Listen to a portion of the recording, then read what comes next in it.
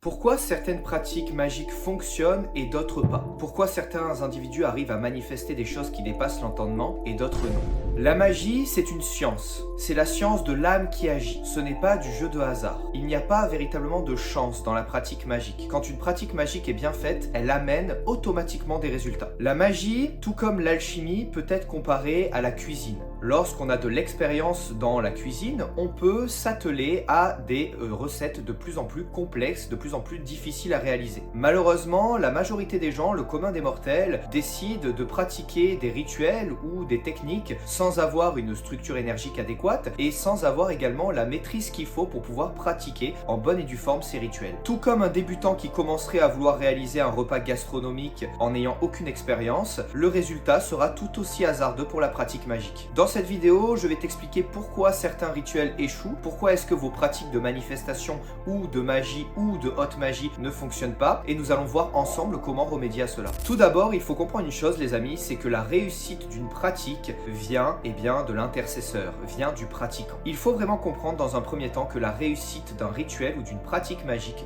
vient du magiste, du mage, du sorcier ou de la personne qui décide de pratiquer le rituel. Le rituel ne fonctionne pas juste parce qu'on a allumé une bougie, allumé un encens ou tracé des sigils au sol ou tracé des sigils sur des condensateurs fluidiques. En réalité, tous ces outils ne sont que des émanations même du mage. C'est-à-dire que s'il n'y a aucune condensation qui est envoyée, il n'y a aucune force et aucune énergie qui est envoyée à la base, ces condensateurs fluidiques, ces outils, ne condenseront rien par effet. Vous avez beau allumer des bougies, allumer des encens, utiliser tel ou tel outil, s'il n'y a aucune force qui est émanée à la base, cela ne donnera aucun résultat. Il faut comprendre que tous les accessoires qui sont utilisés dans les pratiques magiques ou ésotériques ne sont là que pour condenser un fluide qui existe déjà. C'est pour cela qu'on les appelle condensateurs fluidiques. Car en réalité, le fluide vient du mage. Alors ce fluide peut être sous différentes formes.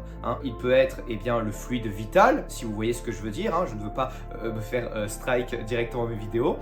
Ou cela peut être justement juste une énergie d'intention, qui lui aussi est considéré comme un fluide. Tout comme scientifiquement on se rend compte que celui qui pratique a un effet sur le résultat qui est donné, c'est-à-dire que vous pouvez donner une recette de cuisine ou une recette de chimie extrêmement précise à deux personnes, le résultat sera totalement différent des deux personnes. Pourtant, ils ont eu les mêmes ingrédients, pourtant, ils ont eu le même temps de fabrication et pourtant, ils ont eu les mêmes techniques pour pouvoir arriver à ce même résultat. Cela est dû à l'énergie que nous transpirons et c'est ce qui fait que malheureusement, certains rituels marchent et d'autres non. La vraie question est donc de connaître son niveau réel. Il est très difficile lorsqu'on n'a pas d'intuition ou de capacité psychique de connaître son niveau réel et de savoir comment est-ce que nous envoyons du condensateur fluidique ou comment est perçu par les outils qui sont devant nous le condensateur fluidique et l'intention que nous souhaitons envoyer. Mais il existe une méthode qui permet justement d'améliorer et d'être beaucoup plus droit dans sa focalisation et dans l'envoi justement de ce fluide énergétique et de cette énergie envoyée pour manifester des résultats. Cela s'appelle les amis, comme vous pouvez vous en douter, la haute magie élémentaire. Car en effet, lorsque vous décidez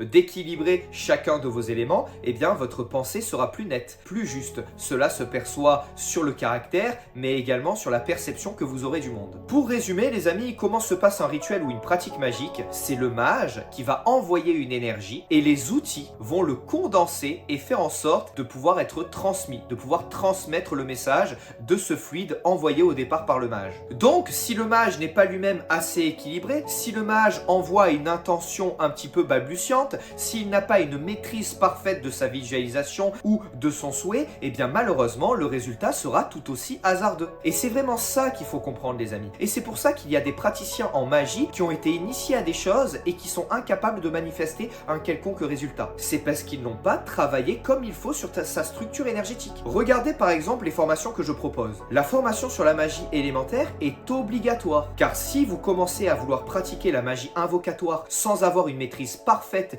de votre propre structure physique et de votre propre autorité magnétique, comment est-ce que vous voulez avoir une autorité sur une quelconque entité? Comment est-ce que vous voulez pouvoir bien communiquer avec une entité ou un esprit pour que celle-ci décide de vous aider? C'est impossible.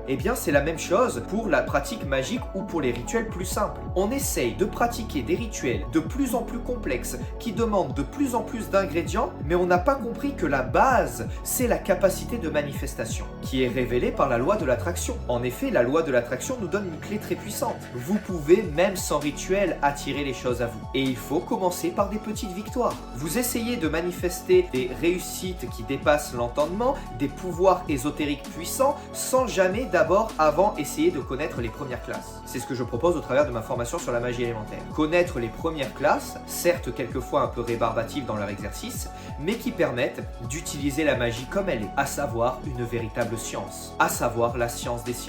Et malheureusement, beaucoup de personnes s'aventurent dans ce domaine dans des moments de difficulté, c'est comme ma vidéo sur la prière, dans des moments de difficulté, dans des moments où, eh bien déjà moralement et énergétiquement ça ne va pas très bien, et après ils pensent que la magie ne fonctionne pas ou que les arts ésotériques, eh bien, ne sont que du charlatanisme, tout ça parce qu'ils n'ont pas réussi à manifester un résultat en réalisant un rituel complexe, en n'ayant jamais réalisé de rituel à la base, en ayant une structure énergétique où les gens n'ont pas le moral, sont dans une situation de dépression ou dans de détresse, et en pensant que ça va se manifester du jour au lendemain. Je peux vous dire que dans n'importe quel domaine, si vous avez cette mentalité, que ce soit dans le sport, la cuisine ou d'autres domaines, vous arriverez vous aussi à aucun résultat. Alors il faut reprendre par le b.a.-ba. Tout commence par ses premières classes. La magie élémentaire, c'est les premières classes de la pratique magique. Et personne n'étudie la magie élémentaire. À part Franz Bardon qui propose un enseignement qui malheureusement aujourd'hui est pour moi un petit peu dévoyé, puisqu'on n'a pas les bonnes couleurs de fluides, on n'a pas les bons fluides, on n'a pas la bonne pratique de ces fluides. Mais déjà, Franz Bardon a essayé de faire passer ce message, qu'il faut avoir une maîtrise, un b.a.-ba dans la pratique magique pour pouvoir avoir de puissants résultats.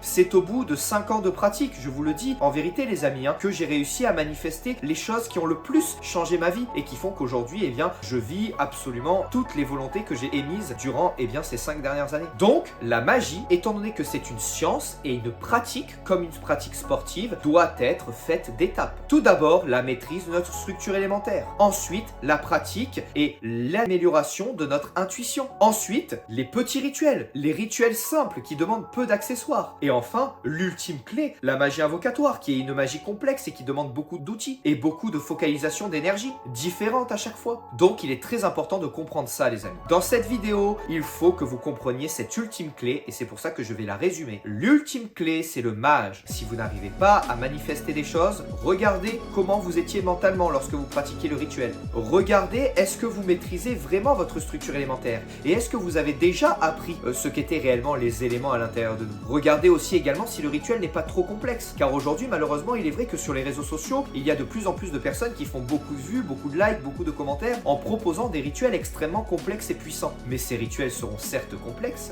mais peut-être pas si puissants que ça, si le mage lui-même ne développe pas sa puissance. Alors je vous encourage les amis à développer votre puissance. Par le sport, la méditation, la pratique de la magie élémentaire, la focalisation de certains éléments, l'accumulation également de certains fluides et la projection de ces derniers pour pouvoir manifester la vie de vos rêves. Vous avez l'ultime réponse dans cette vidéo les amis, je vous encourage à utiliser cet outil, cette clé et cette arcade secrète pour pouvoir manifester la vie de vos rêves, car c'est ce que vous méritez. En tout cas, je vous souhaite une bonne journée ou une bonne soirée les amis. N'oubliez pas, vous avez mon site internet ramanael.com pour toutes mes formations. Vous avez également mon livre La prière secrète de l'initié. Vous avez également mes autres réseaux sociaux disponibles dans mon lien en bio. Que la divine providence vous garde et qu'elle vous permette de manifester tout ce que vous souhaitez dans votre vie. Gloire à Dieu, gloire au divin, gloire au sentier christique et gloire au Christ. Maître A pour ceux qui suivent l'enseignement gnostique. À très bientôt les amis.